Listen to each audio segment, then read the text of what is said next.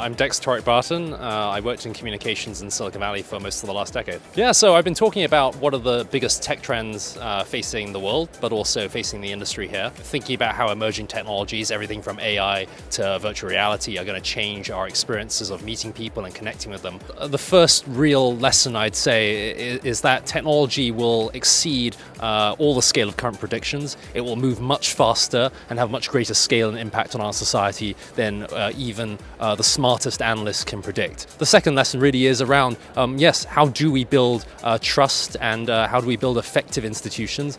We have a huge problem in society today in that we have all these amazing technology tools, and yet trust in the systems behind this and in many of the institutions that are being called upon to lead the changes in society using those tools, trust is very, very low. And unless we restore faith in the system, all those tools aren't going to mean a damn.